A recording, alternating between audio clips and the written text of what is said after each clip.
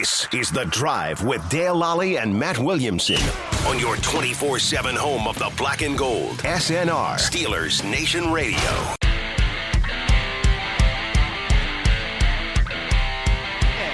welcome to a special edition of The Drive here on Steelers Audio Network. I am Dale Lolley here with Matt Williamson. We are in West Palm Beach, Florida. Yeah. Beautiful West Palm Beach, Florida. It's nice here now. Oh, it's great. It was raining here a little bit earlier, but now it's typical Florida weather. Typical Florida, right. Storm rolls hits through, and then 5 minutes later, beautiful once again.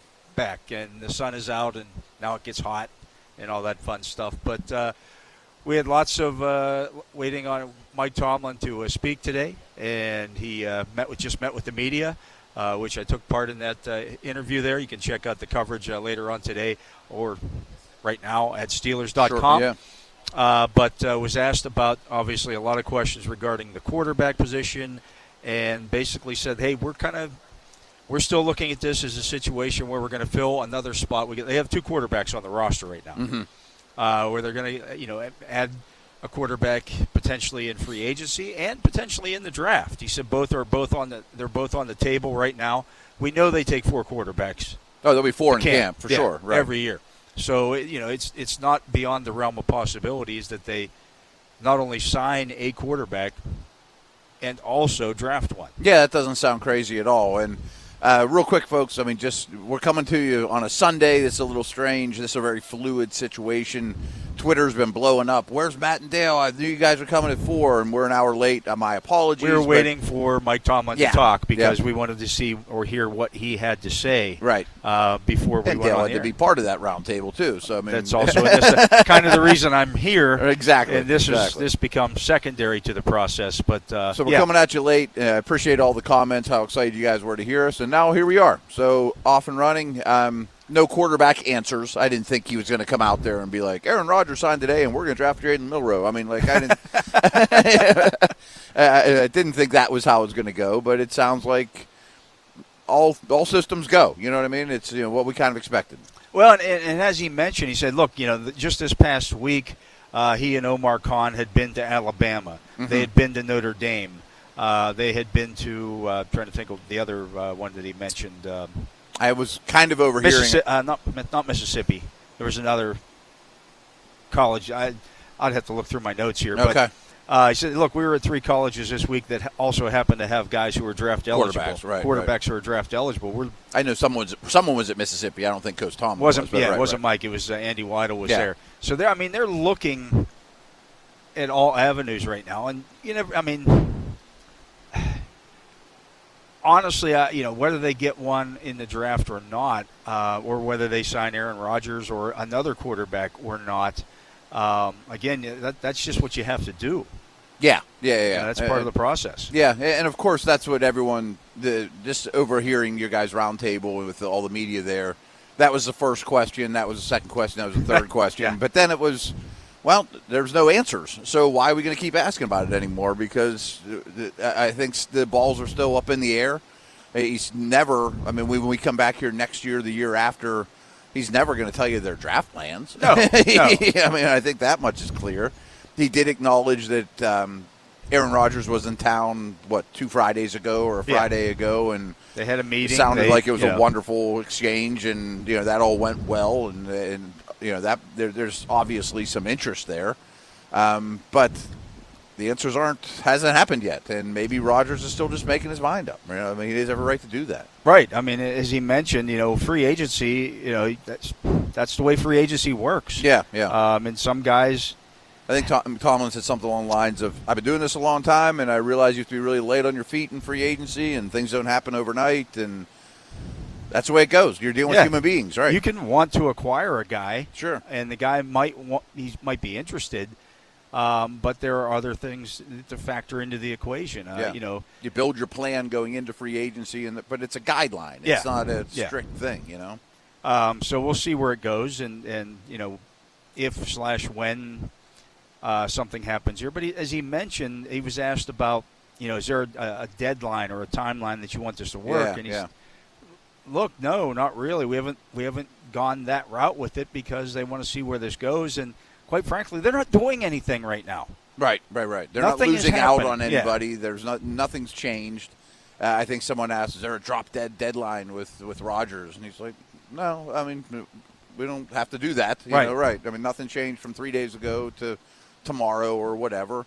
We know every GM is at this wonderful hotel, and I'm sure there'll be some conversations amongst all of them, and there'll be football stuff going on behind the scenes. But I don't know how much that affects things either. What do you think of this place, by the way? It's your first time here. Yeah, and I'll be very honest. So I got an Uber over from our hotel, which is fine, but not quite this luxurious, to say the least. And by far, that is the least expensive vehicle that's been through these doors in a long time. And he dropped me off right through the front entrance. And I knew this was to the side, but I didn't know exactly where I was going. So I went strolling right in the main entrance. I found someone that had a media pass, and I'm like, excuse me, where do I go get mine?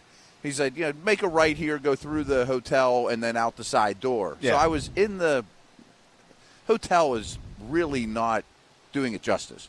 I mean, it's like Versailles. It's a resort. Yeah. I mean, so I was in there maybe 6 minutes, and I was uncomfortable.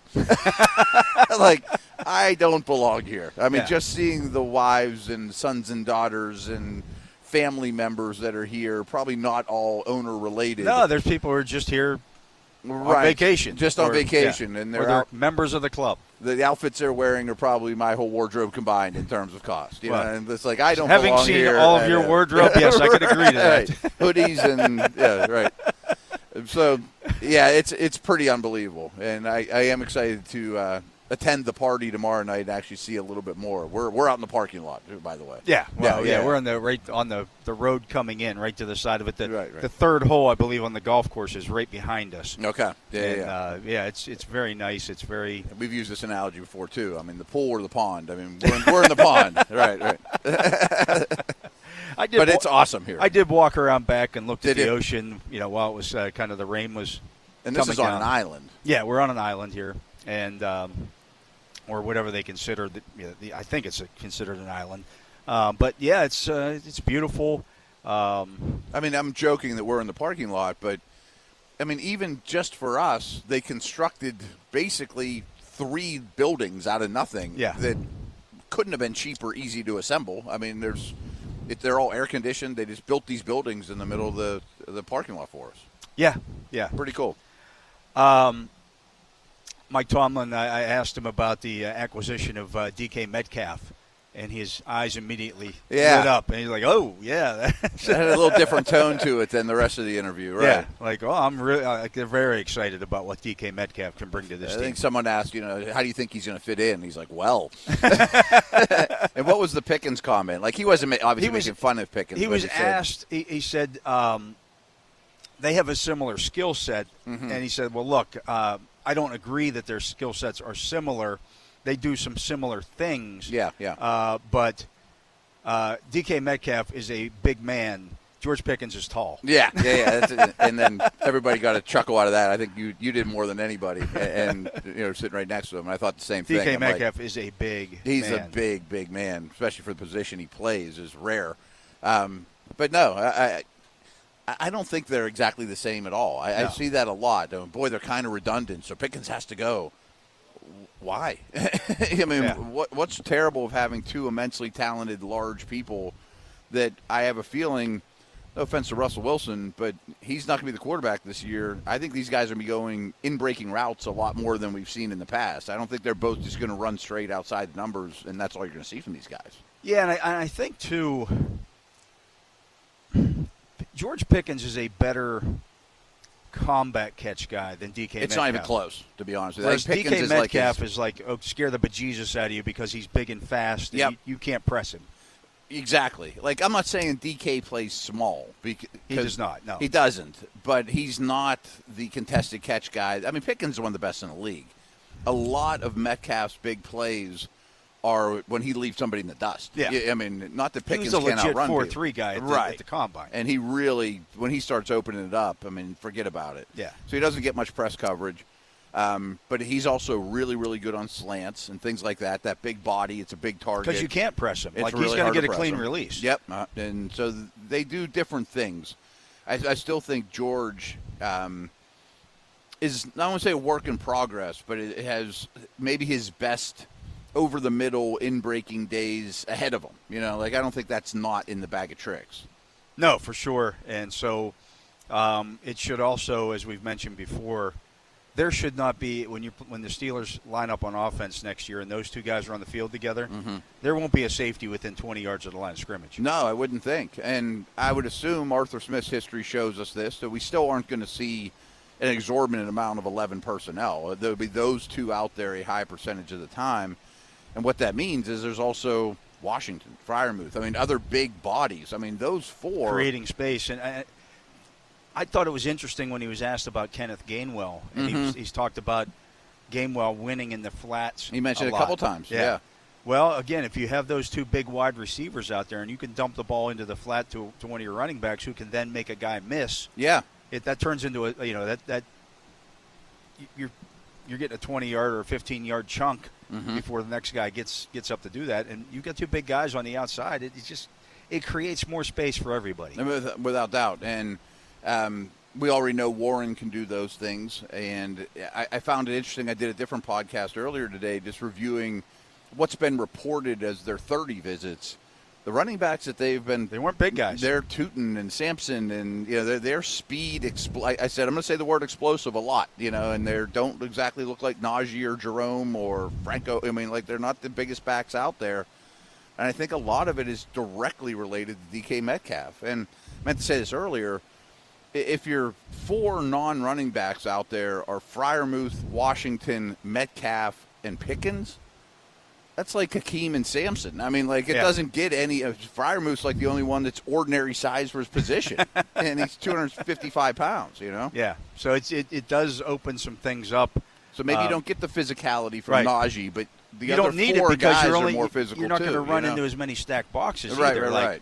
If your running back can make a guy miss, you've got 5 offensive linemen in the game, and you got a tight end out there or somebody's block, and – your running back just has to make one guy miss to turn that 3-yard gain into a 10-yard gain or a 15-yard gain.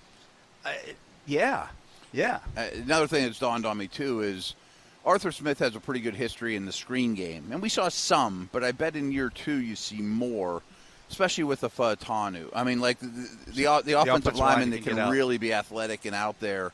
And if you're running screens against too high and you're dumping it to Sampson or Henderson or Tootin or one of these dudes that can really go, they're going to be hard to get on the ground. It might be another avenue to explosives. Yeah, I can't. How big is Tyler Algier? Is he like 215-ish? Yeah, I don't think he fits that mold though. He's not. He's not a burner. He's not a huge back though. Is my point. No. And Bijan's Bijan. I was going to say.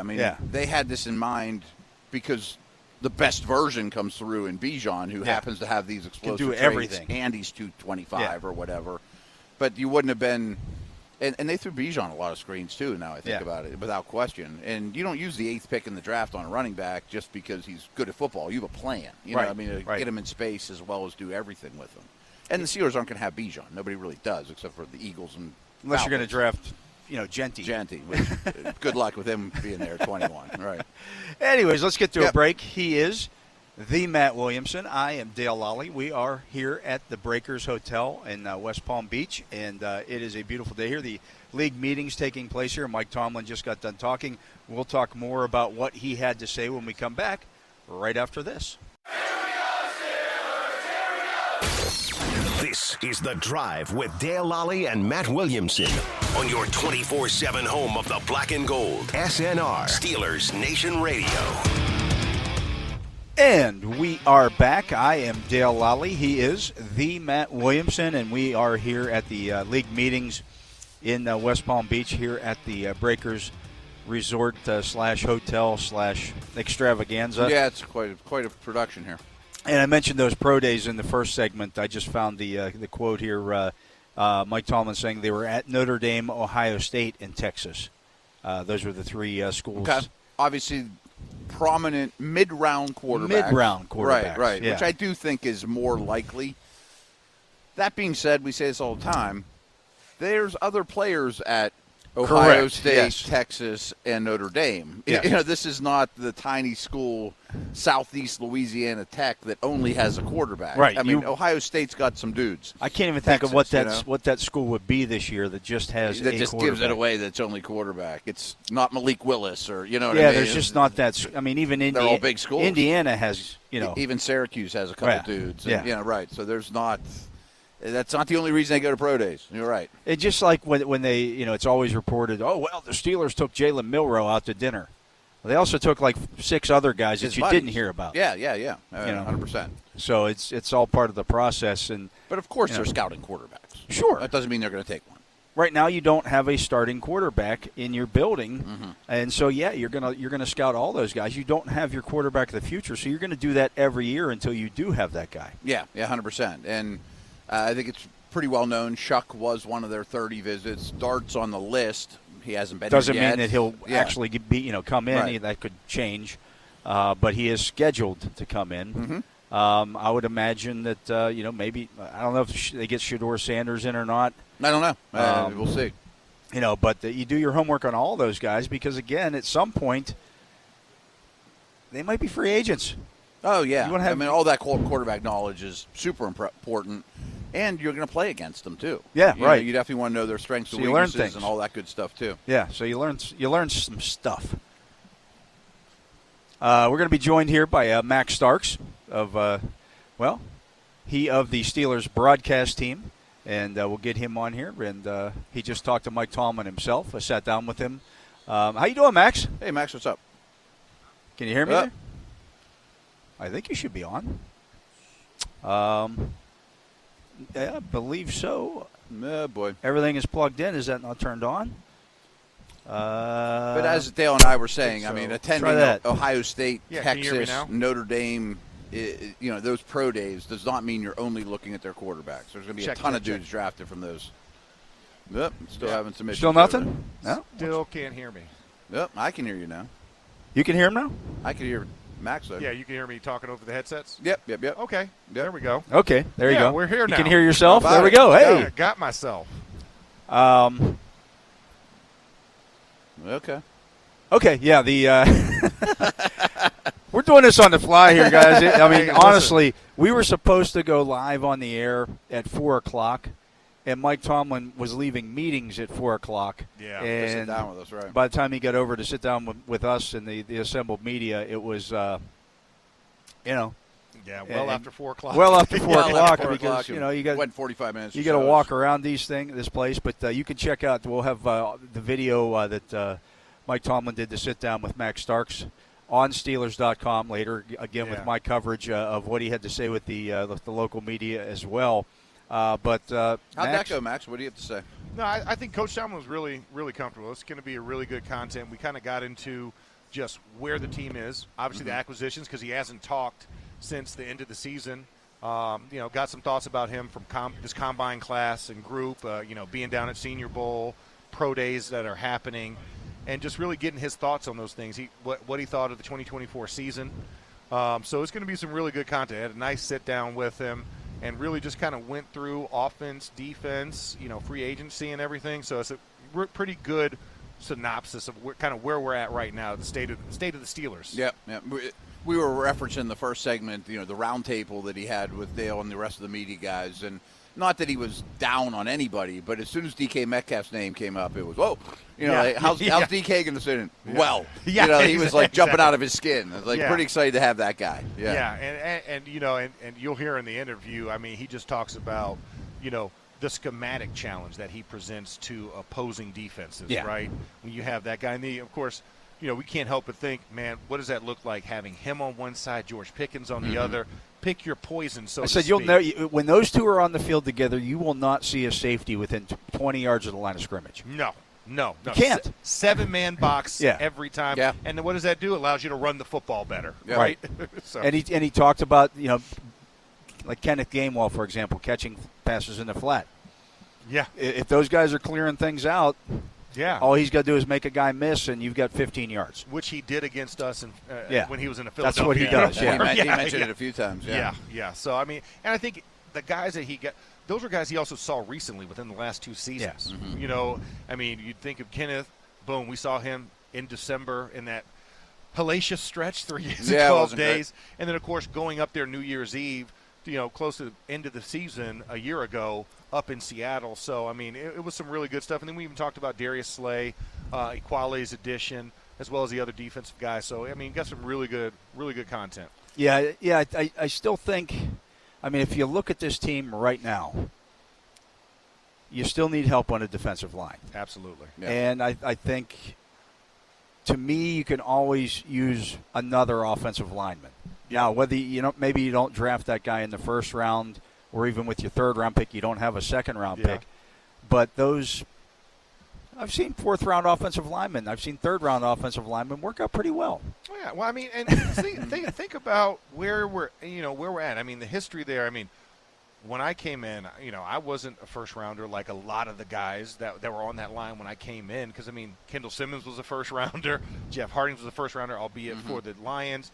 Alan Fanek was a first-rounder, and then you had Marvell, who was an early second-round pick. So I came in as a third-rounder, and then after that, Willie Colon, fourth-rounder, Trey Essex, third-rounder, Chris Kumuiatu, sixth-rounder. Yeah. Right? I mean, Darnell Stapleton, you know. Well, that's the beauty of having some of those high draft picks, some of those quote-unquote pedigree guys, is now you can fill in around them, you know, because they're supposed to be your stars. Those are your guys. Those are your building pieces. So you've got the two offensive tackles who were first-round picks that you would hope become first-round type players, those foundational players. You've got a second-round center, which, you know, you just typically don't see a lot of centers drafted in the first round. So that's a high. He looks like a pretty good player. Yeah, he looks like he'll be a pretty good player. And now you can kind of build the rest of that around those guys. You know, and Mason was what, sixth-rounder? Fourth-rounder. Fourth-rounder. Yeah. He's a fourth-rounder there.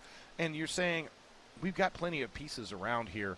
We can slide in a guy that might not be as touted. Like you said, even if we don't go in the third, right, we go in the fourth round, go in the fifth round and find a guy. Because I think in this draft, because of the concentration in a lot of other groups, those guys who are the good middle-tier offensive linemen are going to fall a little bit because there's going to be other positions that people are going to run on.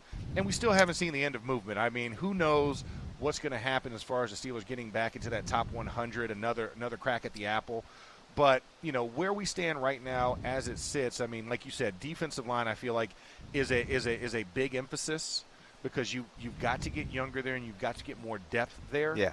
And then, of course, you know, you're still going to always want to evaluate what we have at the running back position.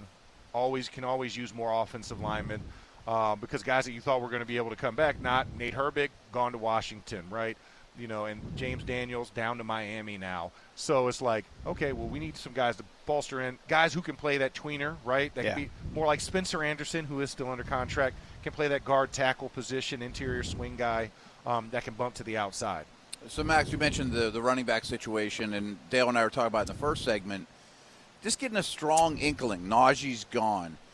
Some of the guys they brought in for visits are the Texas kid who can fly like the wind, Tootin, Sampson. They don't look like Najee. They don't look like Jerome. And I think a lot of it, I don't know if they'll go that direction or not, part of it worries me because December and bad weather hits, and I'm a big believer of a big back that'll beat your face. But part of me is thinking athletic line, swing passes, you know, more screens, year 2 of the Arthur Smith zone scheme.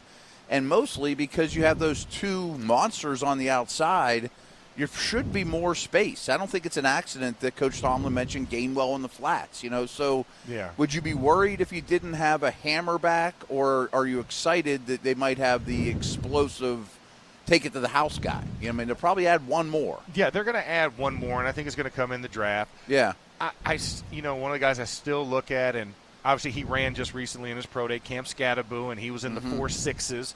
Everybody was like, oh, that's not fast enough. He's slow as dirt. That might be the guy you need because his game speed, and I called 2 of his games live. I've watched this guy get stronger between the tackles, and he can still pull away in game time away from defensive backs, run away from safeties. And I'm like, and he's patient enough that he allows the offensive line to set up blocks. So I still wouldn't be surprised if you're still going to get that big hammer back that can soften up the middle.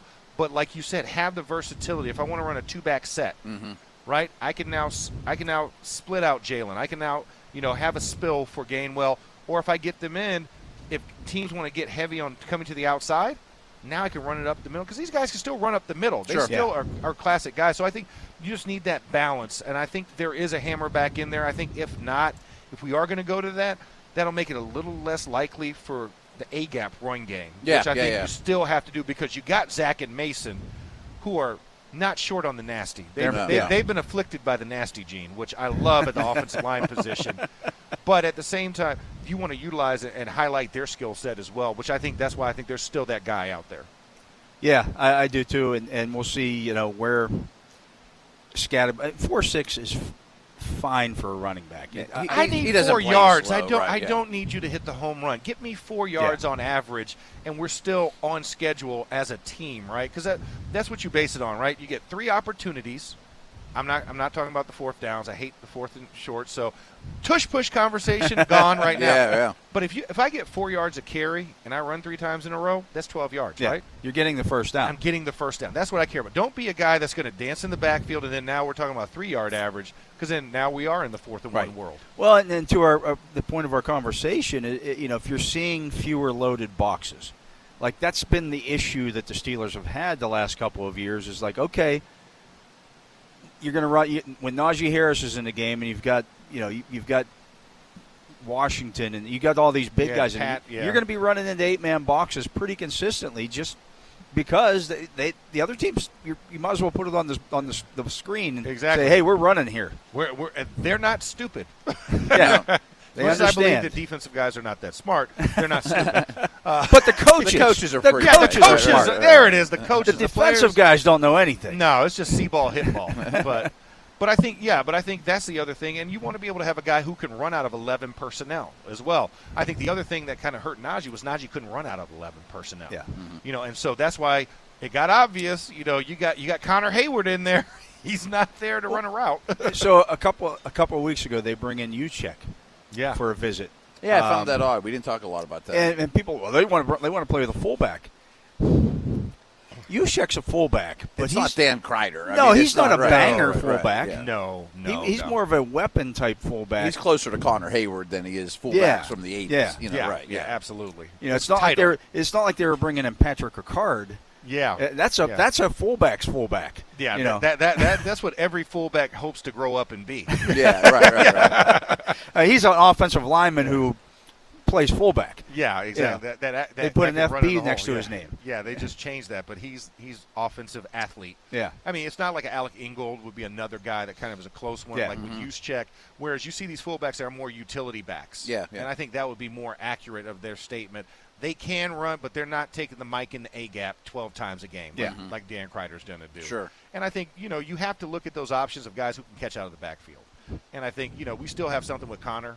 His production went down as kind of this offense was trying to find its legs a year ago. I really think in year 2, now that Arthur has a better handle on what he has, I have to believe that 13 personnel that we saw in training camp and the variations that they ran off of, I have to feel like that's going to come more into play, and we'll see a little bit more Connor Hayward. And I think that's why you ultimately don't bring Kyle Juszczyk in. Mm-hmm.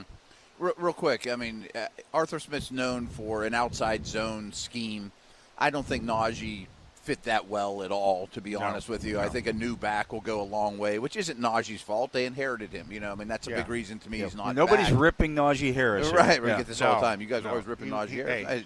That's the way this works. Right. Hell of a player, but sometimes square peg, round hole. Right. And it just happens with coaching changes and different scheme changes, and everything's always so fluid in the league.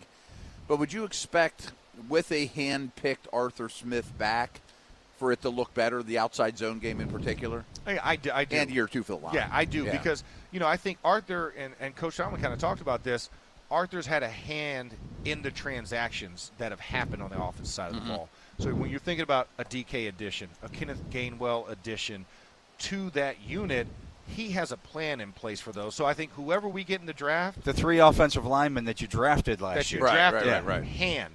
But some things you inherit and you got to deal with, like you're not going to demote Najee middle of the season because he didn't earn that. He just can't do what you're asking him to do. He's still one of your best guys. He's that you still have on the a roster. best athlete on that Yeah. side of the ball and has the most experience, too. You have to also remember, this is a young group that did not have a lot of experience. Sure. Yes, you could say Russell Wilson was old as Methuselah, however you want to look at it, but he was new to this team. He was new to the team, and he missed the first 6 games of the year. Yeah, and he missed all of the preseason. Right. Minus the kind of compensatory picks that, opportunities he had and what that, not Detroit. Yeah, Detroit game. Yeah.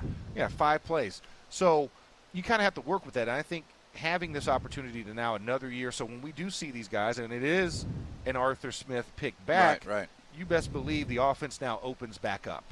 And I would guess, I mean, to me, Warren is a really, really good player and a somewhat underappreciated player. Yeah. I don't have a lot of concerns if he – I know there's going to be another back involved, but if he gets 20% more than he did a year ago, I'm not concerned about it. I think it's a good thing.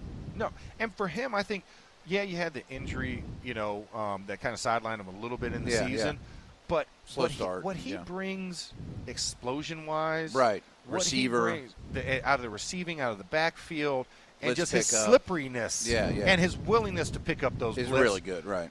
You can't beat that heart, right? Right. I mean, that heart is what you want in that room. And I think, and then you add a Kenneth Gainwell who not only excels at blocking, he likes tackling on kick coverages. Yeah. So you're getting that. So now I think that third piece kind of just finishes that trinity, right? Of heart, hustle, dedication, all kind of comes together, and that back will fit right in. They will pick a guy that blends with those two guys. My hunch is Warren will probably still be the leading rusher on the team. Yeah, I mean, believe even if that they too. would add a Scatabo in round 3. Yeah. Because I think, like you said, Scatabo would be more of your situational guy. Yeah. Like you said, late in the year, he might outpace Jaylen on stuff, but early in the year right. and in the middle of the year, it's going to be Jaylen because the weather's going to give you that dictation as well as the experience. And then as Cam gets more comfortable, just saying if it's Cam, it could be a Treyon Henderson or whoever else, right? That back will then get later usage because he's built for the colder weather games that we're expecting. Yeah. That we do our mock drafts, and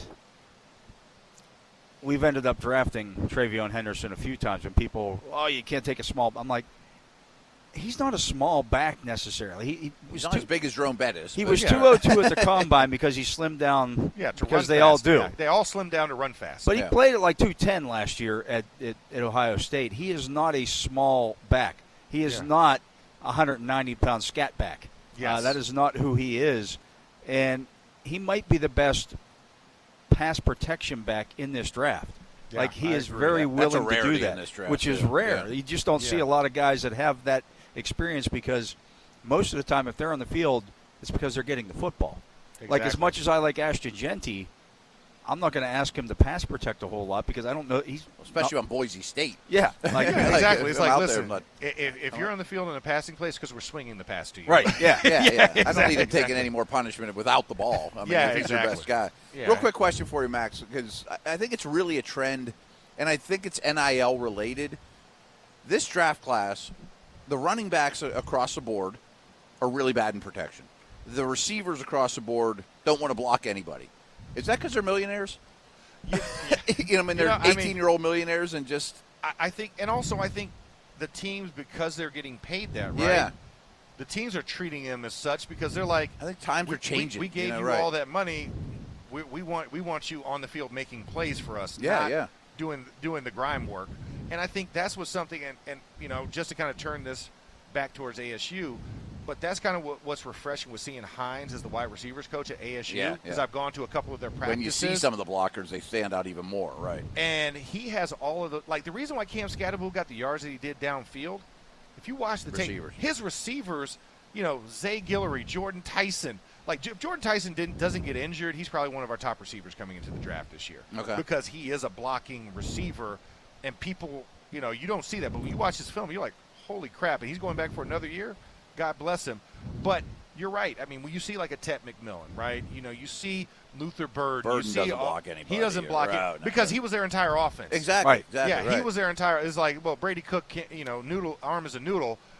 Luther, we need you to go take some now screens because anything past 5 yards, our quarterback can't throw it to you. Yeah. So, but I think, like you said, when you put millions in place, you change the way that you're looking at these guys, and you need them to be the hit makers, right? You don't it's need harder you to to be find a filler. protecting backs and blocking receivers, and my guess is blocking tight ends are going to be harder to come by too. Yeah, I mean, now I will say this: Tyler Warren is one of those exceptions. Sure, that kid, I had him in the Fiesta Bowl, man, and He's outside legit. of what he did catching the football and making Boise look bad, his blocking was exceptional, and I think and he loves it. Yeah, and he enjoys that aspect of it. So, like you said, it's going to be rare, and that's why those guys are probably going to go a lot earlier than we anticipate, because you're not going to see it as we progress further down the NIL transfer portal highway. I'm blaming NIL, but I don't know that's the reason. But I think it's a very logical one, because the more compensation you get, the more status you think you have, so the less you're going to be willing to do. And frankly, the coach has less power. He's not going to put Luther Burden on the bench. No, yeah, exactly. Boosters are not going to allow that. Right, exactly. It's a different world. Yeah. So we were talking earlier, and before we get to a break here, regarding some of the character stuff that you hear people. The word character gets thrown around a lot this time of year. And one of the things that drives me nuts is when people talk about character, but they don't have any specifics. And there's some character stuff. He's got character stuff. Okay, what is it? Well, I don't know, but I've heard heard rumblings. Yeah, I've heard rumblings about character. Luther Burden's one that I've heard character stuff about. Walter Nolan, character stuff about. But nobody's willing to go on the record and say, what's this character stuff? What is it? Yeah. And there's no incidents. You can't find anything, right. Yeah, what people need to realize about this, and you brought this up when we were talking earlier about it, is that this is the time of year where, this so-and-such agent or such and such, you're trying to maybe prop your guy up a little bit more. It's lying season. Yeah, it's lying season. There's definitely they're not all angels. We're not saying that. But if I do a Google search, and there's no incidents, I've been doing this for a long time. I know how to Google different or look into different things in a guy's past, and if I can't find anything on there without getting into the Nexus search or exactly, full FBI background search. Sure. Then it's probably the stuff that you're talking about with the character. I'm sorry, it's probably not all that big of a deal. And we talked about this, and I said, you can have dust-ups with your teammates, right? I mean, that's just the nature of this game. I mean, Micah Parsons punched one of his Penn State teammates in the face. That was documented. Yeah, it was documented that he did that, and there were people present. And I think, people blow it out of proportion. I mean, hell, I can't even tell you the amount of fights we've gotten in, especially my freshman year of college, with other players. Like Cam Hayward. Yeah, his rookie year. Fought everybody on the team. Every day. It was a fight with Cam. And it was just like he just went down the line, and it's just like really can't like.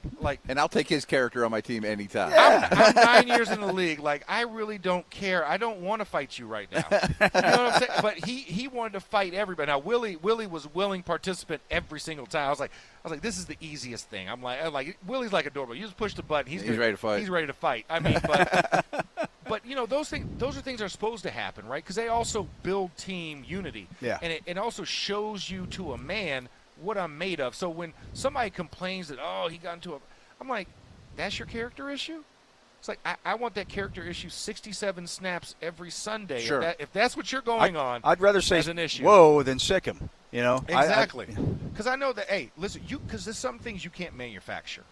And that heart and that desire and that willingness. And the aggression. I want that. I want that on my team. And I think that's where you don't shy away from it. And like you said, now if you do a Nexus search or you do and it's something that's social, domestic, or in those type of categories, right. Okay, now we got now an we issue. got something. Now we got an issue that's interventionable. I don't want to hear about this. Or if you think you're above the team and I don't want you in the room, or you're not willing to block for your buddies or do the dirty work, or you're not a hard worker. I mean, there's some of those too. Not all these guys are angels. Yeah, and nothing wrong with that. It's just, hey, I don't think you are fit for this squad. Yeah. Because you have to be flexible and versatile in your character as far as what you're asked to do and what you desire to do. One of the things that Matt and I talked about last week with a guy like, for example, a Nolan, who has transferred from one school to another. And it seems everyone that goes to A&M can't get sacks or do anything, and they're all better everywhere else. It's a black hole of production. right. Broughton's better. It's like Nolan's if I go to some of your ex-girlfriends and say, "What's Max Starks like?" They may not say nice things about you. You had a breakup. Yeah, exactly. Right. Exactly. So, there's some of that goes on too. Yeah, and there's that, and probably, if you're doing there, well, hey, he was here before. Oh, he was just a bad egg. Yeah. You know what I'm saying? And that could be your character issue. Yeah. Right, Coach right. didn't like him. That's why he let him walk. Well, sometimes, I hate to tell you this, coaches don't have control over that anymore. No, not Right. at all. Right. Some guys you kind of push out, and other guys you can't keep. Get you can't recruited keep. out. Yeah, they get Yeah. recruited out. So, and let's face it, you leave Texas A&M and you produce more. You go to Texas A&M and your production falls off. Mm-hmm. That's the way I think it's there's a viewed trend right here, now. right. Yeah, there is a trend. Especially with Yeah. D-line. Yeah. Well, let's get to a break. He is Max Starks stepping in here with us on the drive with Matt Williamson and myself, Dale Lolley. We're going to get to a break. We are live here at the NFL meetings here in West Palm Beach at the Breakers. What a beautiful place. Yeah, it's pretty cool. We'll be back with more right here on the drive right after this.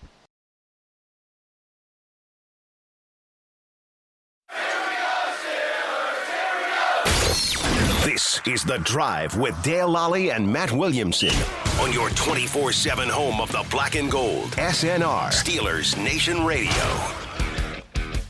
And welcome back. I am Dale Lolley here with Matt Williamson and Max Starks. We're all, of course, of the Steelers Audio Network, and this is The Drive on Steelers Nation Radio, a little Sunday edition, a little special show here from the owners' meetings here in West Palm Beach. And one of the guys flew into Fort Lauderdale, was staying at a hotel, and he just punched the hotel name into his phone. Yeah. Ended up in Miami. Oh, really? Apparently was unaware that there were multiple A, airports, and B, which direction everything is in Florida. Like Miami's at the tip of Florida. Fort Lauderdale is north of that. West Palm Beach is north of that. I got you. So that's how this works. And he one of your media buddies in there? Or, yeah. He drove to the hotel that where I think it was in La Quinta or something, in Miami instead of going to the one in West Palm Beach. It's a little bit of a difference. It's a rookie mistake. That's only 50-mile difference. Right. Minor mistake. Yeah, especially did he fly into Palm Beach? He flew into Lauderdale. Oh, so he decided to go south. He apparently is directionally challenged. Did not look at the map and figure this whole thing out. West Palm Beach is north of Fort Lauderdale. Yeah. And or what's her name that he was following when he left the rental car place? Yeah. Speaking of Florida, I've been meaning to ask you. We talked about this the other day. Go Gators! Great victory last night. Exactly. Yes. The nose tackle. Yeah. Oh, Dez. Can he play a snap? Will he play a snap in the league? Hey, I'm rooting for him. I hope he's a great kid. I'm just saying. Snap. I feel like he'll be in a camp. He'll be in a camp. Okay. But for those who don't know, this is the 450-pound nose. 464 pounds. Let's not short him. Let's not short him any weight here. Yeah, let's not throw off. He any worked hard pounds to yet. get there. Yeah, because he came in at 375. So he's added, right? Yeah. He added almost 100 pounds. I'm like, with the nutritional program that is at Florida, right? And it's hot down here. You could sweat a little bit off. If you just step outside, just sit outside for 20 minutes. It's like a sauna, right? I'm sweating right now. And I'm just trying to keep myself together wearing this all black. And you're from Florida. I'm like, dude, when I saw that, now granted, also watching him run his time that he did was super impressive for his size. And he could jump, and he's obviously an athlete. He's athletic, but once again, can he play three snaps in a row though? Again, he can't. Okay. He can't. Now he did at Florida because we had nobody else, right? Yeah. He could sit in the middle. He also wasn't going against NFL offensive linemen. No, he wasn't, and he was just two gapping. He was not like he was blowing up field. Sure. He wasn't pulling the Keanu Benton and slicing through the B gap. You know what I'm saying? Yeah. He's holding the dude up. But I think he goes to a camp because it's intriguing. And I think if you can, he won't get drafted. No, he won't get drafted. Now he'll be undrafted free agent, and I think he may sit on a P squad for a year, see if they can get him to lose weight. Yeah, because I think he's my designated tush killer. Oh, absolutely. But that's the only role I got for him. And you know what I'm doing? At the snap, I'm just having him get sideways and just fall down. Yeah, just like you know what I'm saying, like a redwood log roll. Right? Yeah, exactly. Just log him out.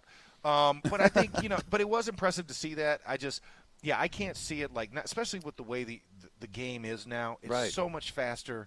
and guys Even are if he was leaner. 100 pounds less, I'm not sure. Well, 364, I think, because now that's They Jordan Davis. exist, That's right, Jordan yeah. Davis, Yeah, right? there's I some mean, dudes that are, big. That some of that these still move. 30-something nose tackles are. Well, and Mekhi Becton. But they have problems too. Right? Yeah, I mean, but they have problems with snaps. I Yeah, mean, that's the yeah. problem. How do you get them on the field? As soon as he gets on the field, they're going to go hurry up. Or Philly's just going to draft him and just, or Philly's going to take him in free agency and just sit him behind.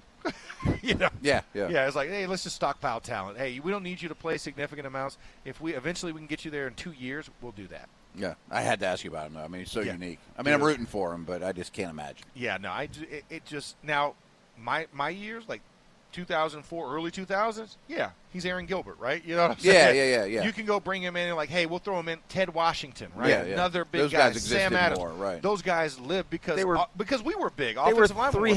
380-pound guys. Yeah. that were listed at 325. And he's 325. No, he's like 380. No, he's And 380. he would tangle with Yeah. Kimatu or, Yeah, right, exactly. right, He's going right. to go fight with the from the Dallas Cowboys, Larry Allen. Larry Allen, right? Great players, you but right, go get those type of guys.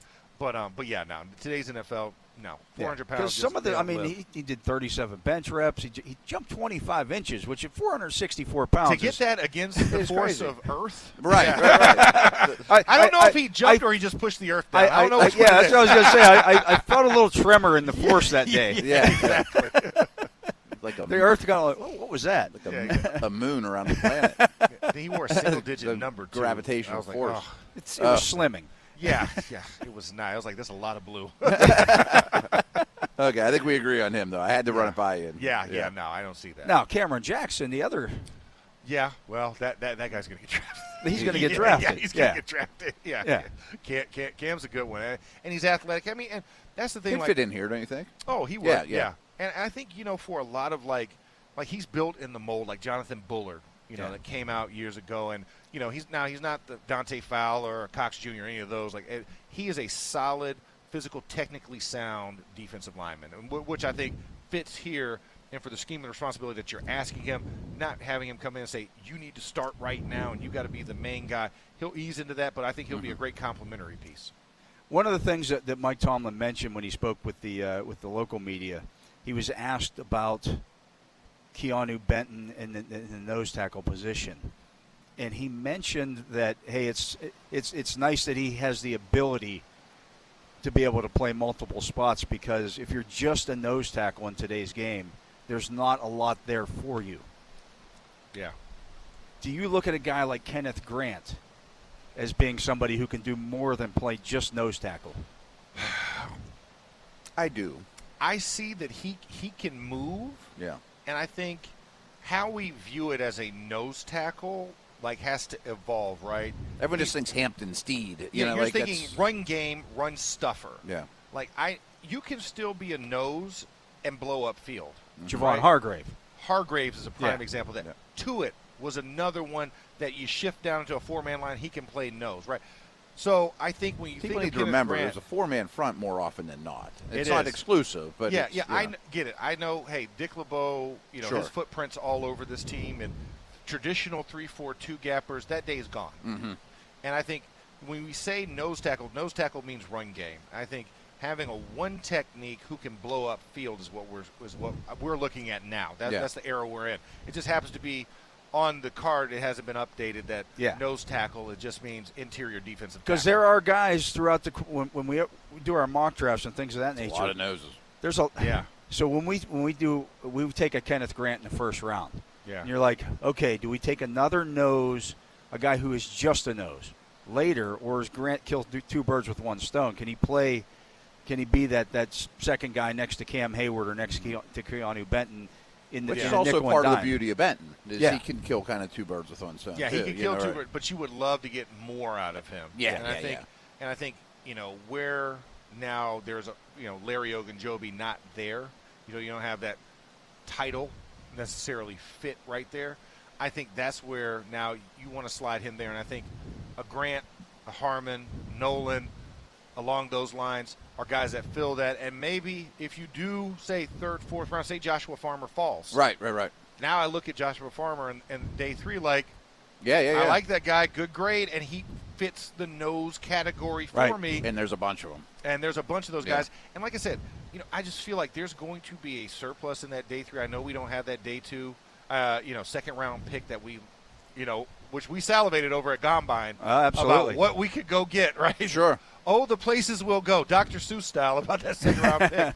But I think DK Metcalf was a pretty good guy Not a bad to get return. over. Yeah, not a bad that return. works okay. Yeah, and so I think the same thing's going to happen. You're going to see guys fall who have those higher grades that were supposed to be third-rounders, late second-round grades that are now sitting there in day 3. And, he's like, hey, might need to move up and go get this type of guy. Or if he falls to me, we're sitting in a good position. I feel like offensive line and defensive line are 2 of those that's going to be the benefactors because I feel like day 2 is going to be a lot of skill guys, backfield and outside of the wide receiver position. They're going to get scooped up early, and that's going to push a lot of linemen back. This is probably a bigger I know it's a bigger conversation than we have time for in this segment, but you mentioned Coach LeBeau, and so many long-term Steeler fans just see Derrick Henry running all over him in the last game and just be like, well, you got to get Hampton in there too, gapping. I'm like, there's other ways to stop the run, and that's just not how the league works now. It's called not letting your outside linebackers just key in on one guy and forget about the other options. Everyone's just saying, put the biggest guy you possibly can over the center. That's not necessarily going to fix the problem, right? And if you go back and watch that game, which I challenge people to go back and watch that game, I mean, they had some run keys that they blatantly just missed. They missed, right. I can't tell you how many times I saw Alex Highsmith not run for contain, but run directly at Derrick Henry, which allowed for Lamar Jackson They to did boot exactly out. what they hadn't done. They zigged when and that's not a because they had always keyed on. Right? They've always keyed on Lamar. Yeah, always. Yeah. And this time they keyed on Henry, and Lamar, who's a right quarterback, saw that they were keying on Henry and said, "Okay, I'm going to keep it and run around the end." And made a lot of yardage. Yeah. And by the time they're we a hard adjusted, team to play against. Yeah, put both of them in the backfield. It's the conundrum that you face. It's like I can't commit too many resources.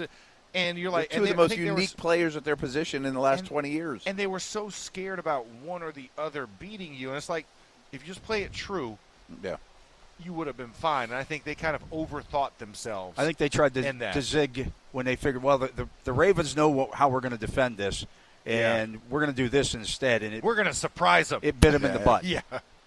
Anyways, let's get to another break. That's going to do it for hour number 1, our first hour here of this special edition of The Drive here live from the Breakers Hotel here in West Palm Beach where the league meetings are going on. He's Max Starks. That is Matt Williamson. I'm Dale Lolley. We'll be back with hour number 2 right after this. This is The Drive with Dale Lolley and Matt Williamson on your 24/7 home of the black and gold. SNR Steelers Nation Radio. And welcome back. I am Dale Lolley here with Max Starks and Matt Williamson at the league meetings here in West Palm Beach. And Mike Tomlin addressing the media here earlier today. I was asked about that on social media last week. Mike Tomlin's talking at the meetings. Is this something special? I'm like, no. This is what he does every year. Works, he doesn't talk until he gets down here. He lets Omar talk at the combine and all that stuff, and so they just have everything is very much laid out. Omar Khan will talk either tomorrow here or he'll talk on Tuesday. We'll hear from Art Rooney II on Tuesday once the league meetings wrap up and they decide what they decide about any potential rule changes. And not as many rule changes on the docket this year, guys. No. More so like I guess operational rules. I think is probably the best way of operating that. I mean, you have the assistance of the refs. You have coaching reviews, those type of things that are more kind of what we call situational type of deals versus actual structural rules to gameplay. Yeah, so it's not. I mean, and Tomlin did say today that they're, and he's on the competition committee. Obviously, they're talking a lot about the kickoff rule, and what was initially proposed was bringing the ball out to the 35. He said today one other thing that they are talking about is moving the kickoff back 5 yards as opposed to bringing. You'd keep the kickoff. Okay. Yeah, rule as is. But you move the ball back and say, okay, if you can bang it out of the end zone. Yeah, if you can bang it 80 yards. Have at it. But you still got to put it in that landing zone. Yeah. Or you're in trouble. Yeah, it's going to go out to the 40. I would like to see more kickoff returns, but I didn't think year one of the kickoff rule was a disaster. No, it was because you got a 23% increase in returns. Yeah, that you did from the previous which is year. what you wanted. So it had the and fewer intended concussions. effect. Fewer concussions. You had that little short scrum line that you had to deal with. So I think getting more of those and just getting more looks at it, you now create it. They call it the dynamic kick, but you make it an exciting kickoff. I'm not going to go dynamic just yet. That's a big word. Dynamic is huge. That's a huge that word. is a big word, and it wasn't. I mean, there were more kick return touchdowns than there had been the previous year, but it wasn't like the teams were returning the ball left and right. Number, but we did see more returns, and that was the one area on special teams where the Steelers were lacking last year. Was A, on their kick return, and B, on their kick return coverage. Yeah. And I think part of that was because it was such a new rule that, you're a little behind schedule. I mean, I can't tell you how many times, like especially when the first preseason game came out. Remember that first one? And I just nobody knew what to think. They knew not what to think. And then Danny Smith had just come out of meetings, and I remember I was sitting down like at the picnic area right up top outside of St. Benedict, and I had just seen a play where the dude ran this crazy cross reverse, and I remember I went up and I was like, and Danny Smith was walking by. I was like, "Hey, Danny, one of the returns that came out." I was like, it was very intriguing. I was like, you might want to go watch it. It was crazy to see. This is something. And he went. I'll tell you, he went right upstairs, pulled the video, watched it, came back down, and gave me a full report. No, really? About it. Just he was like, "Hey, man, hey, Max, man, you know how you kind of talk." I'm like, I've never met a Cajun Pittsburgher before. Yeah. So I'm like, you're from Pennsylvania, right? I was like, he's like, why do you sound like you're from like, Ebo, Alabama, or somewhere on the bayou? And he had a full report like, hey, we already saw that. We already saw that dang thing. How much did we talk about that in training camp and on the air and over and over? What's this kickoff rule going to mean? And it really didn't mean that much when it was all said and done. Because at the end of the day, your good kicker said, we'll just kick it out the back of the end zone. It's only 5 yards different. It wasn't a big enough difference. And honestly, from where the returns, the average return was out to like the 28. Yeah. It wasn't 30. It wasn't a big enough difference. That's why they're talking about maybe moving it to the 35 or pushing the kick back. Now you start going to the 35, as we talked about last week. If you get the ball to 35, what's that? First downs? I need two first downs to be in field goal range. Yeah, exactly. But these kickers nowadays, I think that's actually a pretty significant change. And I think teams would be more likely to say, "Hey, we need to get them back." It's not that much different from going to the 40 if you kick the ball out of bounds, and I know coaches hate that. Yeah, exactly. It'll lead to more points. This will lead to more point scoring. That's what it initially is going to be. Whether you move it back 5 more yards or whether the penalty goes out to the 35, you're trying to generate points. Both of those things, I think, kind of accomplish. That's what fans want, and bettors and fantasy players and all that. I was about to say, right. For the all good sake of Vegas and all of those lights that they have to keep powered on, they would love to see this more points, more. Yeah, absolutely. I think it will be it'll be tweaked. It will be, and I think it should be. To a degree. Yeah. I think you need to penalize guys, not just kicking out of the back, because that's what we were trying. That's what we tried to avoid. That's what we tried to avoid. Why we created this new kickoff, right? And to go back to more of the same is going to be the similar thing. And I think either a 5-yard penalty or 5 yards back would definitely make a difference. Yeah, it doesn't sound like much, but I think it definitely makes a difference. Yeah, it does, especially when you're talking about the weather starts hitting too, and and if you struggle offensively, now you give me 5 more yards than I normally would have, and like you said, 2 first downs, I'm in kicking range. Yeah. Some of these Steeler offenses could have used them over the years. Oh, who are you telling? Back in those Canada offenses? 5 yards is an awful lot. Yeah, it is.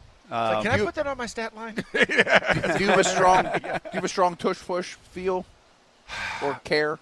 I mean, honestly, I don't care. Yeah. I think I just don't think it's fun to watch. I mean, I just think it's one of those things like, if you're going out and banning the play outright, I don't know if I agree with that. I think you can tweak it. Mm-hmm. And I just don't think you should be able to assist the runner. That's the thing we said, my too. thing. It used to be a rule, and now it isn't all of a sudden. Yeah, and I'm like, I get if you're – listen, if you want to push the offensive lineman in the butts like the old school, that's cool. That's different.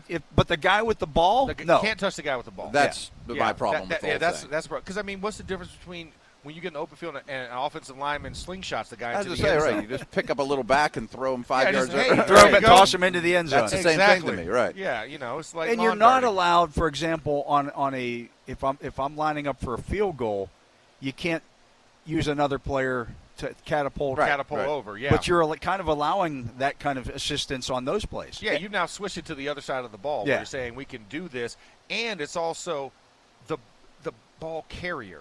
Like, that's the other thing. It's different if, like, you're in the open field and you get in that scrum and you're, like, pushing the pile forward, which you guys don't have a problem with that unless the guy – but if his feet comes off the ground, but yet you're having a guy, like, kind of submarine, feet off the ground, and you're still assisting him.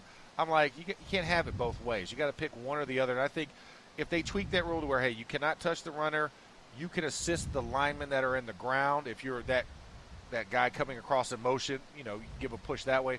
But don't touch the ball carrier. I'd be a lot happier. That's how I would tweak it. Yeah, and we haven't had it. I don't want to ban it outright. Right. You know what I'm saying? Because you're going to get into dive situations. And if there's inadvertent contact, cool, but not the premeditated contact. Yeah, the assisting the ball carrier part bothers me, and we haven't seen it, fortunately.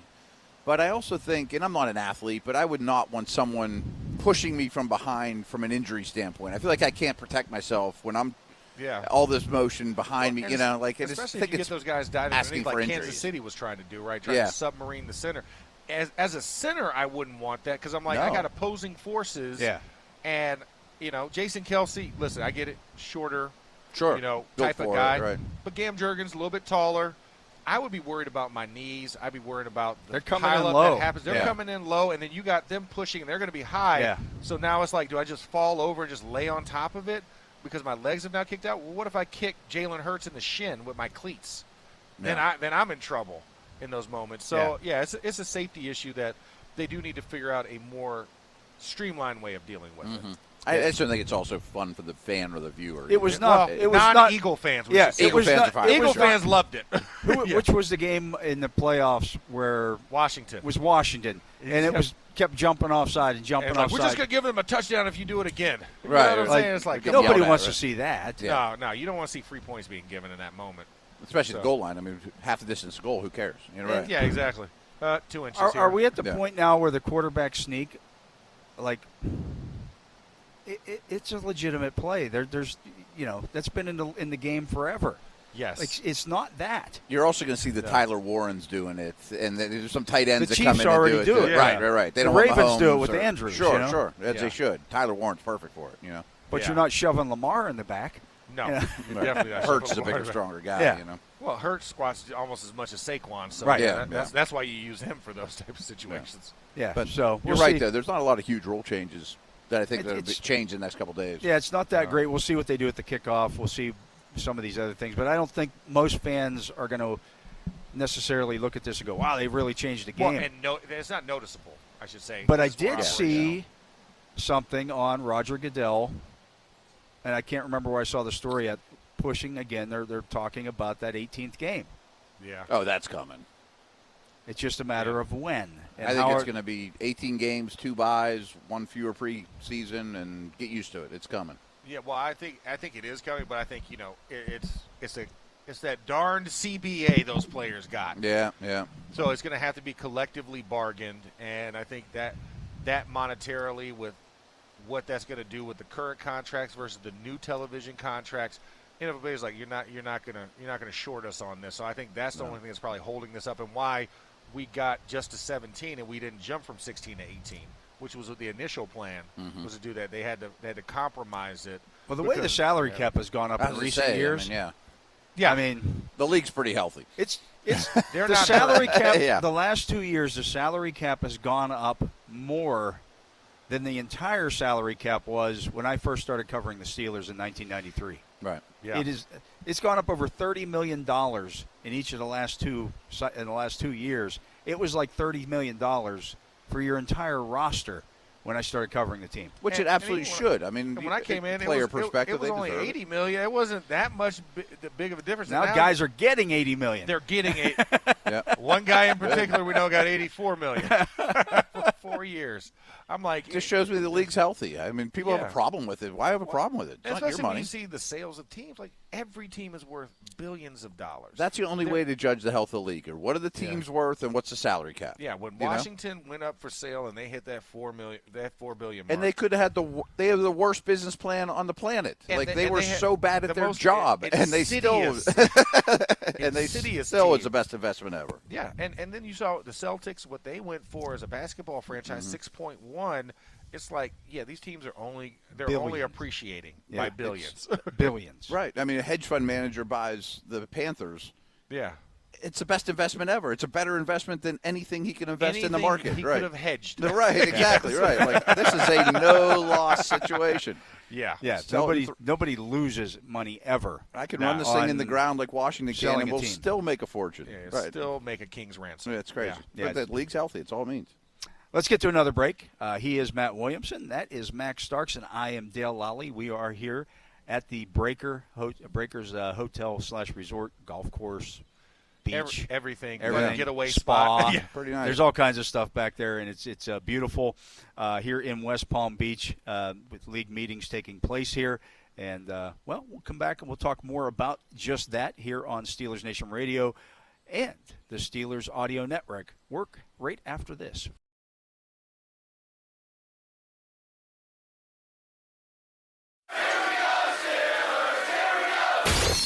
This is The Drive with Dale Lolley and Matt Williamson on your 24/7 home of the black and gold. SNR, Steelers Nation Radio. And we are back. I am Dale Lolley. He is Matt Williamson. We're here with Max Starks as well here on The Drive in this special edition of The Drive, a Sunday drive. Hey, who doesn't like to take a nice little Sunday drive? Yep. A little afternoon Sunday drive. Maybe go get some ice cream or something, It's a little family or outing. Or BurgerFi, it's right down there on the Jaunt Trail. There you go.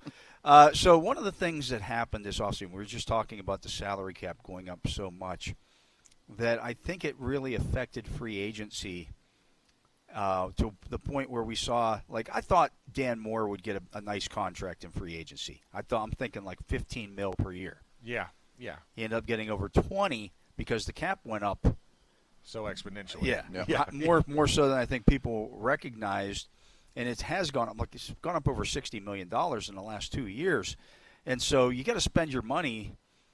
Yeah, because you have to have a 90% cap spend, right? Per year, right. Yeah. The Patriots, for example, they don't have anybody they can give it to on their own team. They ended up giving Stephon Diggs, I think, more money than anybody thought that he was going to get in the guy coming. He's 30 years old, coming off an ACL tear, a major ACL tear. It's still a drop in the bucket for them. And they gave him more than $20 million a year. Like, this isn't 2020 Stephon Diggs. This is 2024 Stephon Diggs.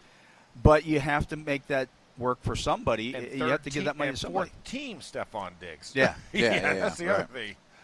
So I just think the stuff got inflated a little bit higher than maybe. I keep it. Did the Steelers not spend a bunch of money in free agency because they're waiting on the quarterback? No, I think they go into things with a set price, and they're not going to go above that set price. So and you can't forget the Metcalf. I mean, they got DK Metcalf, and they were low spenders in free agency. Well, they paid Metcalf. Yeah, right. They found a guy to pay, and you still are contemplating with TJ. Yeah, that extension as well. So the Patriots don't have a TJ to give their money to. Nor did they acquire DK Metcalf. Yeah, no, right. They don't even have a Derek Watt. No, right. They're going to have a hard time spending their money. Yeah, and even in the draft, I mean, you think they're going to have a lot of people. They're going to find somebody to give an extension to. Yeah, exactly. It's going to be tough. Because you let Barmore walked, right? No, he's fighting a blood clot situation. Okay, so he's in a blood. So you can't pay him. Right. And what else do you have? Drake May still on a rookie contract. Right. I mean, there's guys you can't pay. And you got to spend to the 90%. You can't just continue to roll that money over. So but what we're seeing though is, and you mentioned this to start, the guys that actually hit free agency aren't as good of players as they used to be, because if I've got a ton of money, which every team has a ton of money, I mean, except for the Saints. I mean, but everyone has a ton of money and they can make money. I mean, their world's so strange. They kicked that can so far down the road. But think of the extensions we saw. We saw Stingley, Chase, Myles Garrett, Micah Parsons is on the horizon. All these huge dudes.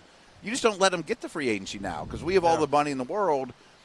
The Steelers aren't going to let Watt hit free agency, And that's why they were able to, Cincinnati was able to pay T. Higgins. Yeah, right.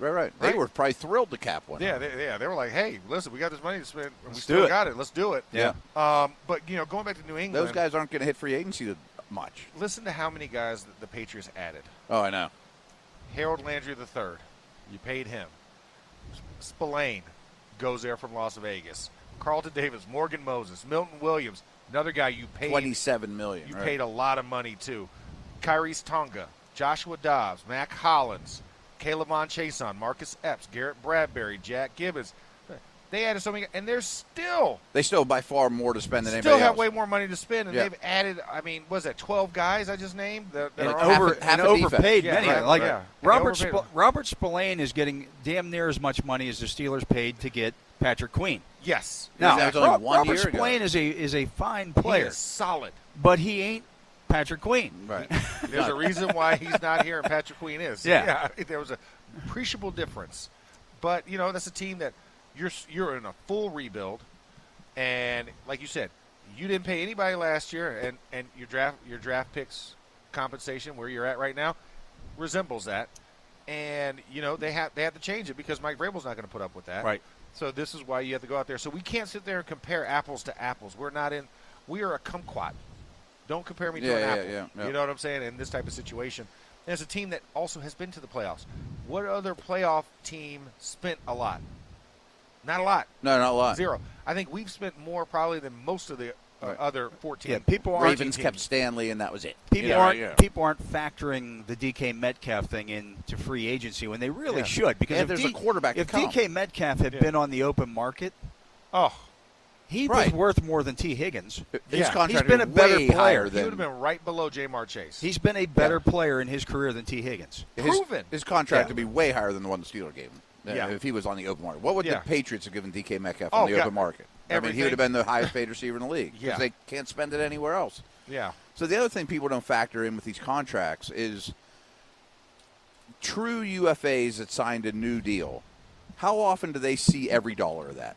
20%? Never. Never. You don't get close to those numbers. No. And they're backloaded contract deals anyway. Right. They're just looking at how to spread the cap hit. All these dudes get cut, and then you pick them up, and they don't hurt your comp game. You know, but Well, he got $140 million over 4 years. Well, he ain't ever seeing $140 million. Right. No. That's all so he can go into the locker room and tell his buddies, hey, look at the contract. The agent, and his agent gets to agent brag say about it. He puts it on Twitter. When he recruits the next kid. Which is why you see on all the insider stuff, contract negotiated by. Yeah, that's only pub for them. Yeah. And I think that's where people and you can't get enamored with that. I think that's the biggest thing. Don't get enamored with the number. Look at the quality of what you're getting over the content. But like you said, you do need to factor in traded players before you get to free agency because those matter against that future cap as well. Yeah. Speaking of which, with Metcalf, like people don't look at it this way. Like I've gotten many people, $30 million is way too much for that guy. I'm like, okay, you have that right to say that, fine. But if he was on the open market, he'd get more.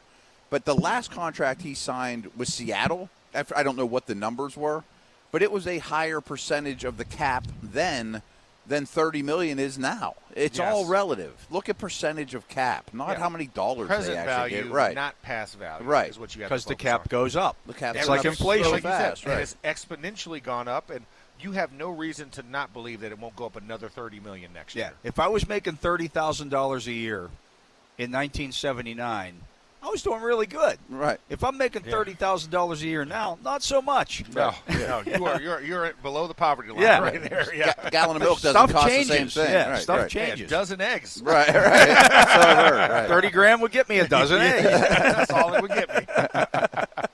If people don't look at the salary cap stuff in the right manner. They don't. And then you have to also look at what that future impact is, as well. And that's why you look at longer deals because you need to spread out those hits and you plan for dead cap years accordingly in those moments as well. That's one of the things that didn't happen as much this offseason. Back in your playing days, when a guy signed a free agent contract, it was typically 4 years or longer, 4 or 5 years. Yeah. And you now, saw it. You got most of it. I looked it up like 2 weeks ago on a Wednesday. We were a week into the free agent period. At that point, there had been one 5-year deal signed, 7 4-year deals signed and over 100 1- and 2-year deals. Yeah, 2 years and below. Yeah, Yeah. yeah. I mean, and that's why when we saw like this free agency, I mean, I think we had 100 more transactions than we did like a year before because of all those 1- and 2-year deals. More guys hit the market, right? And teams were and guys were okay with just It's, 1 year. it's or smart 2 for years. the team. It's smart for the player. Yeah. Because, if I'm not going to get guaranteed money, Yeah. all right, we're going to go. I'll go find a new deal next year. Mm-hmm. Okay, I'm going to get 6 this year. Well, if I play well, I'm betting on myself. I'll get 8 next year. Mm-hmm. Because And- that cap goes up, that maximum spend Yeah. goes up, and I know that all I have to do is stay healthy. And for the Right? team, it And makes even sense. if you have a bad year, if the cap goes up, you still might get 5 as opposed to 6. Yeah. Or you still might get 6 again. You might Right. get 6 again, Yeah. right? Because right. that Absolutely. 6 was like last year's 5. Exactly. And exactly. for the Right. teams, it makes sense I just want to because hit the market. I Yeah. can test this guy out. If I like him, I can sign him long term. Or if he goes somewhere else, I might get a comp pick in return. Plus, Yeah. free agency happens before the draft, so you give Slay a 1-year deal, but I can still draft a corner. You know, that's that I get for 4, or I don't draft a corner. And he can sit for a year and learn, and then he's ready year 2 Yeah, to take yeah, the yeah. place of Slay. I mean, and if the right guy's not there in the draft, you don't take him. yeah, you're you fine. just wait till you know, next year. right. And I think that's also how the college game is looking at it, right? Because I mean, there is this decision, coming down from the NCAA about the JUCO transfer rule.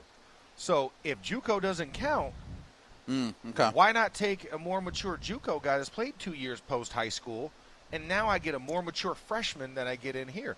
Same type of concept that you're working here is if I can put him behind a guy because he only has a 1-year deal and then now he's ready to play year 2, I've done my job a little bit better. So is to the get him rule mature. change that they're proposing that JUCO is just an extension of high school, basically? Yeah, okay. that it Oh, won't okay. count against your collegiate eligibility. Oh, okay. Yeah. So That's interesting. That's It used to what be they're the looking at right the post prep schools were Yeah, that. you just Like right, Larry right, right. Fitzgerald went to Oh, a he went to the now. military. You go academy, to Yeah. 13th grade, as I like to call it, Yeah. right? Yeah. You go to 2 military schools that are in Virginia. You go to the one in Maine, or you go to the one in Georgia. You go there. You go to or- Fork Union, or you Yeah. go right. There's like Yeah. 2 or 3 of them. Yeah, right? or you go to Oak Hill for basketball. Yeah. Was Yeah, the yeah. famous place for that. You go for one, and then boom, now you jump into college. You're 1 year older. Yeah. Yeah, that's what we did with Larry. And I think some of that may be trickling down to the NIL stuff. I think not the payment of it, but the idea that hey, guys are moving around. Guys are going to 3 or 4 different colleges.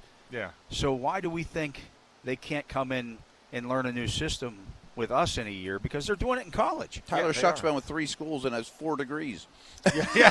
I think he'll be able to learn the offense when he gets here as Yeah. a 26-year-old or wherever. Yeah, exactly. He's Dylan Gabriel, another Right, guy, right, right? right. Multiple There's tons of them, schools, right. And Cam played there. Ward has been in 3 different schools. Like this Yeah. happens. And they're Get doing used to it, right? This is the reality, right? Yeah. This is the new reality that we're used to. You're not gonna hear a guy. You're like, hey, hi, Max Starks, University of Florida. You're not gonna hear that. You're gonna hear Cam Ward, Louisville, Miami, blah blah blah blah blah. On and on, right. You're like 3 or 4 different schools. They might have to change the Monday night intros, Yeah.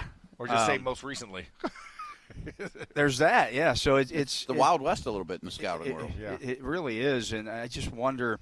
Like I know, when this first started happening, Kevin Colbert was like, I look at guys that transfer like that, a little differently than the guys who stayed with their programs. I think that mentality has changed over the years. Even Yeah. Kevin's mentality on that changed over the years because Yeah. now the number of guys who actually stayed with their school is far less than it used to be. The outlier used to be the guy who transferred 3 times. Now the outlier is the guy who stays with one school. Yeah, you're like, wait a second, you can't learn, or it's like, are they compensating Yeah. you? Wanna Some know- guys are like, Mason McCormick is like, no, I started here.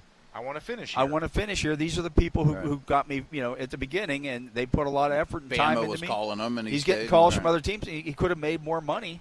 Yeah. The Toledo corner was another one last year. He stayed at Toledo. Oh, Yeah. I'm sure Alexander got offers from Toledo. Right. Yeah, right. All those Well, dudes, and right? I think you kind of look at it, and like you said, I think those type of, GM types and personnel guys, the college scouting court, I think you have to evolve with this, because if you don't, I don't think you have a job long term. Yeah. Because that's just the way that this game has evolved. It's just a reality. And it's the reality. And I think that's why you have to have a guy like Kevin Colbert agree to hey, this is a lot different than we anticipated, guys. Yeah. So let's just kind of grow with the times. And the ones that don't, like, especially like coaches, I mean, that's why you saw Saban get out of the game, and said I can't deal with I don't want to get manage involved my in own this new guys, chapter. Yeah. and then having to bring in new guys. And I'm surprised as heck that Bill Belichick wanted to go to North Carolina and deal with that, right?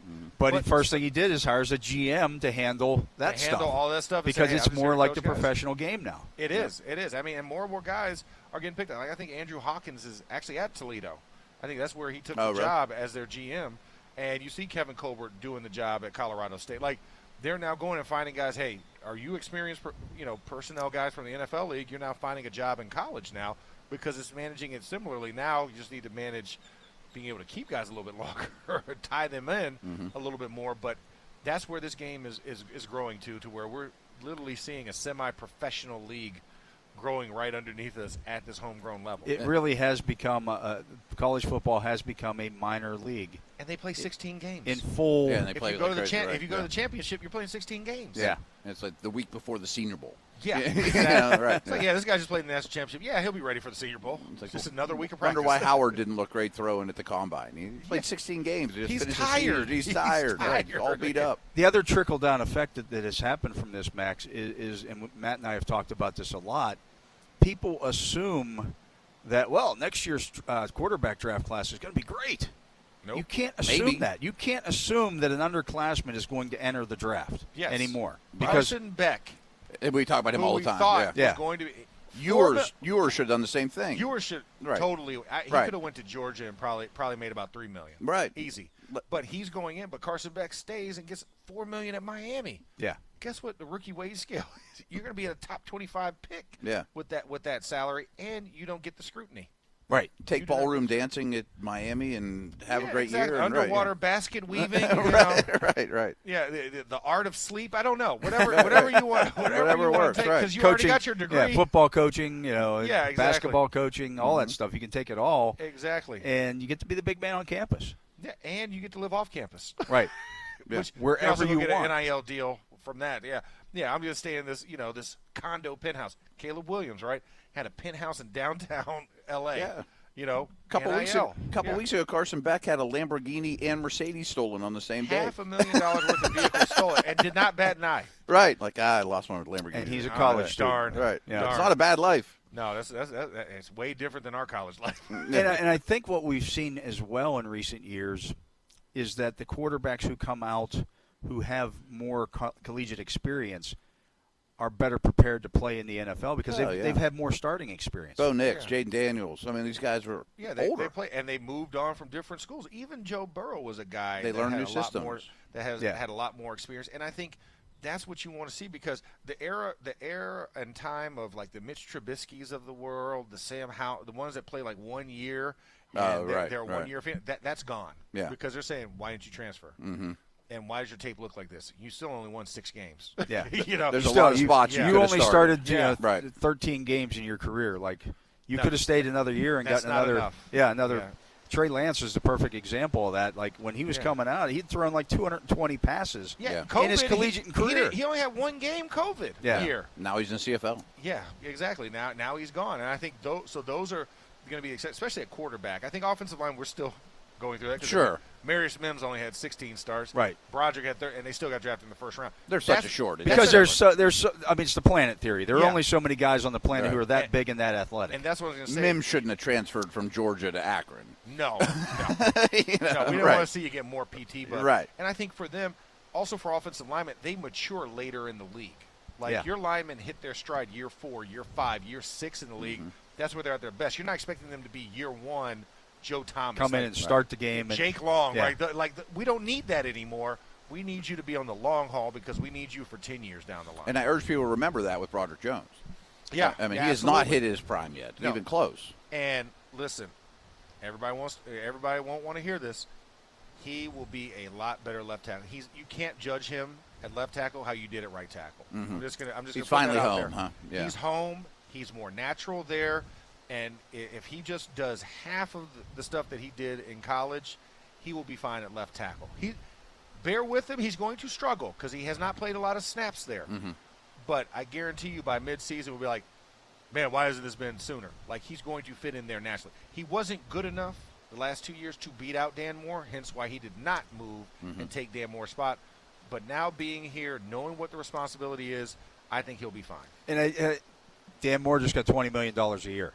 People look at Dan, well, he stinks. I'm like, no, he's an average But NFL considering tackle. what was out there right now, He was, Right. yeah, he was the belle of the ball. right. Because Yeah. there was nobody else available. There's a massive shortage. Yeah, Morgan Moses got paid. If Ronnie Stanley had hit the open market Yeah. before got Baltimore paid 30. him, he'd have gotten 25 or 30. Yeah, he would have got way more, and then Dan might have still got 20. Yeah. Oh, sure. Here's the thing, because he's still in that top 5, and he has not gotten injured, and he's played every game.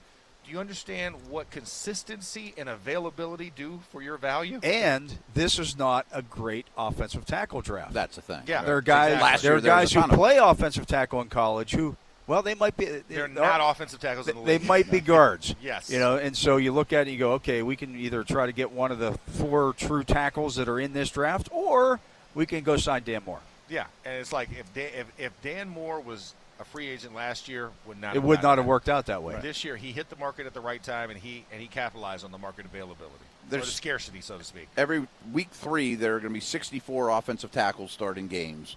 There's 30 good ones. There's 15 I can live with, and then the other guys, and you just don't want to be the other guys. You just put your blindfold on and like, well, go ahead, give me the cigarette before you shoot me. Okay? Yeah, right. Let alone when injuries start settling. Yeah, in. oh, right. God, yeah, don't even talk about injuries. Oh. Well, let's get to another break.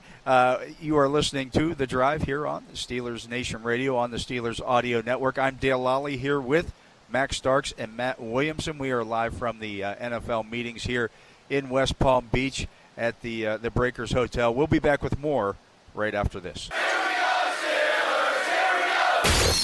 This is The Drive with Dale Lolley and Matt Williamson on your 24/7 home of the black and gold. SNR, Steelers Nation Radio. And we are back. I'm Dale Lolley here with Matt Williamson and Max Starks. We are here at the Breakers in West Palm Beach where the league meetings are taking place. And Max had a sit-down. We had a sit-down with Mike Tomlin as the local media contingent, and Max also had a sit-down with Mike Tomlin that you can check out on Steelers.com. I'll also have a story there later here a little bit about what Mike Tomlin had to say to the assembled media. But, Max, one of the things you asked Mike Tomlin about was the international game. Yeah. And it's the Steelers haven't gone overseas since 2013 when they went to London. Yeah. And that was a quick in and out. This one to Ireland at whatever point that the date gets announced here closer to the schedule announcement. Steelers going to be the home team for this one, and so there's a little bit more involved. Well, it's a lot more involved, and also I think there's a lot more significance as far as the ownership ties and the history with Ireland and what the late Dan Rooney, really meant. I mean, being an ambassador to Ireland and just Pretty unique. His fight for American football in Ireland. I mean, you think 1996, go there for an exhibition game, that was a huge milestone. But now getting a regular season counting game in Ireland, and The first one in history. the first one, I think it's only appropriate that you get that. And I think when we're talking about Dan Rooney up in heaven right now, smiling about that, he's got to be smiling ear to ear because he fought hard in his time there to get this, and now it's a reality. So, Mike Tomlin's really, really happy about going into that game. And, he said all I can think about is just how proud Dan would be to see this game in Ireland. And, we talk about it, the fans. I mean, Mike McDonald, pounding the dirt in the ground there locally. And, we've had him on our show, and he's been a big proponent of this. So to get the Irish Board of Governors, or I forgot whoever votes on that, their legislature, to agree to that, and it's going to be at Croke Park, I think it's going to be a really fantastic thing. I think you expect to see a little bit more involvement than it was in London, 12 years ago. Yeah, you were the visiting team. You just, you were just taking part in that game. Go on a Friday and play that Sunday morning body clock game, and then just ravage and then fly back home. I think this will be more. You'll spend more time there, and there's a lot more emphasis on this because this is something they want to see be a sustained thing, kind of like how Brazil is now. Is going into year 2. You want to see that game grow in Europe. And it's cool that these teams kind of have a home field. There's degree. an attachment, right? There's a certain allegiance there. Because, I mean, just even landing here at PBI, right? You see a Rooney's Irish Pub. With a big Steelers symbol on the front of it. Big Steelers symbol. Like, you were wondering, like, hey, is that? Yeah, no, it definitely must there's be. an association. Blew me away, Yeah, so it's awesome. Yeah, absolutely, and so we'll see when that game does get announced closer to the schedule. One of 7 games the league is playing internationally this year. Is that the most ever? Yeah, this is the most. Yeah, I assume so. And you're thinking about 2 new markets with that, obviously Dublin, but then also Madrid being one. Dolphins, I believe, are going to be the hosting team for that one. This is becoming more and more a part of what to expect every year from the NFL. I mean, if you're going to play seven international games, that means 14 teams are going to be affected. Now, often the Jaguars do it twice. Yeah. And it's only going to expand. They're not going to start scaling this back anytime soon. And especially if there's an 18-game schedule with 2 byes, too. Right. I mean, if that's the way it ends up going, it'll be even easier to do it. You know? Yeah, because, I mean, think about this, 2026, the Rams are going to Melbourne, Australia. Oh, are they? Yeah, they're going. That was announced before the Ireland. So, yeah, that 18 game and putting that on the back end of a bye, that's the only thing that's going to help a team like the Rams, even though they're geographically the closest. It's still you're going across a timeline. You're crossing you're crossing a day line, the international date line. You got to cross that, so you're a day ahead of everybody, and then coming back, that's going to ravage your body as a player. Yeah. No doubt about it. But certainly it offers unique experiences for the players. It offers unique experiences for the fans if you want to actually travel to that game and maybe see somewhere that you had no intention of. Maybe you always wanted to go, but now you have a reason to go. Or an excuse if you're a guy, just like Vegas whenever teams play. I got to go to Vegas. I got to follow my team. Yeah, right. Yeah. This is just an even cooler expanded version. Could you see 20 years from now a first-round pick from Dublin? Like Wemby from France, or like all these other sports, hockey, all over. I think you have to play that into, because as that growth happens, right, there's more outreach there. I mean, think about the IPP program that the NFL runs right now. It's the International Player Portal, Player Pathway Program, and we have guys on teams now that once you get into that IPP, you're guaranteed on their roster for 2 years. We got guys from Nigeria, from Germany, from London that are on these rosters, and so I have to think that that's the next growth. And I mean, look at this, Jordan Mailata. Yeah. He was a part of the IPP from New Zealand. Yeah. Dude had never put on a football helmet. And maybe if he would have, he'd have been a first-round pick from New Zealand. Exactly. Right. Hi, Jordan Mailata. Right. Yeah, New Zealand. Go Kiwis. I don't know. I mean, obviously baseball, basketball, hockey. Everybody else has done it. Yeah, the first round is half Americans. I don't even know. Right. Yeah. Well, the NBA especially. I mean, you think about the best players in the league right now, they're not even really American-born. Like, you have a couple, but most of those guys – it's Europeans, the Luka Doncic of the world that are coming in here. Like you said, Victor Wembanyama. Joker. And all these guys. All these guys are now – because they develop those guys differently overseas because they don't have as much access to games. So there's a lot of practice. That comes. I believe that too. I don't know if it would be Ireland. They need to grow a little bit taller. But, sure. But, I mean, hey, Norway, those big Norwegian dudes. Right. Germans, I mean, very physical. Well, I mean, if you look at it, there's a reason why, some of the countries that have produced guys, you see a lot of Nigerians in the league. You see a lot of Tongans. You see a lot of Samoans. Polynesian.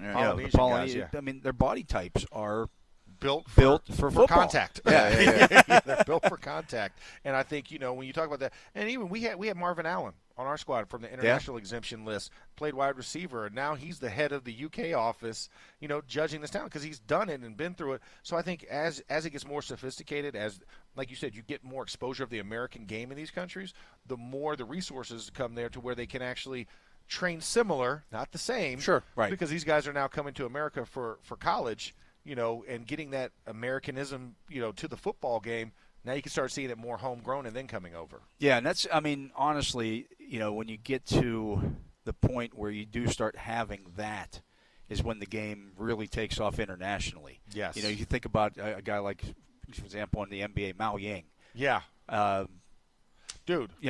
Yeah, open. He was the big that opened China for all kinds of business, and now that's why they do games over there. That's why they have, marquee moments that happen now in those countries. And I think the same thing, like for us, it was a long-time feeder in Mexico, and obviously we'll get back to Mexico, but because Mexico wasn't available, I think that forced us to be more forward-thinking. That's what got us into Brazil, because the stadium wasn't ready.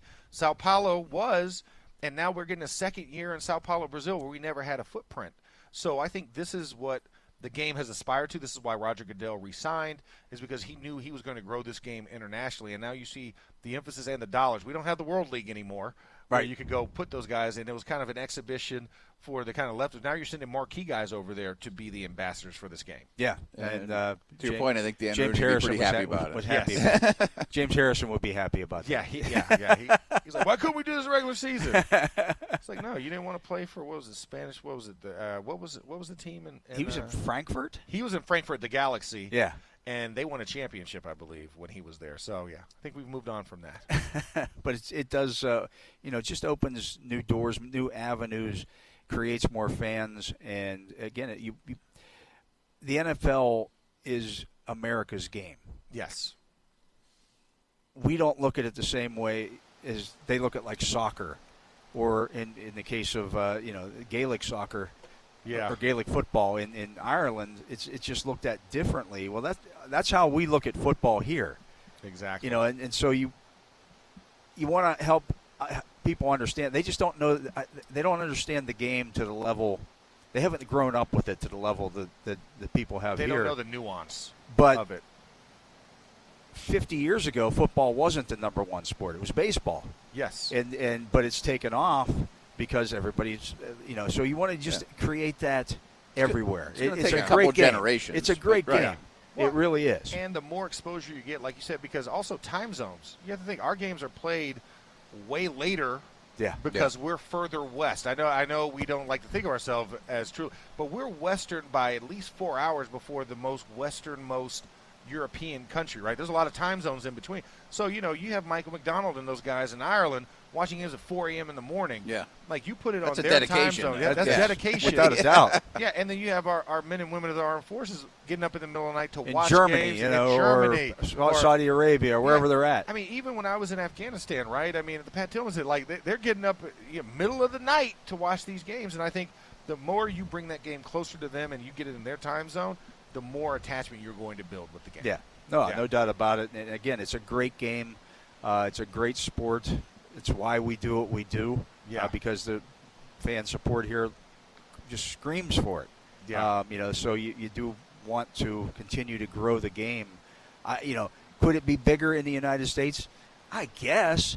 But I don't know. I mean, hard to imagine. It's hard to imagine that it could get much bigger in the. Where can you expand in the U.S. that it doesn't already touch? Right. Mm-hmm. And have that viability. I think that's why you have to go internationally. That's why we're talking about, hey, what if we did a division eventually in London where teams are in London, because we need the space and we need the fan per capita.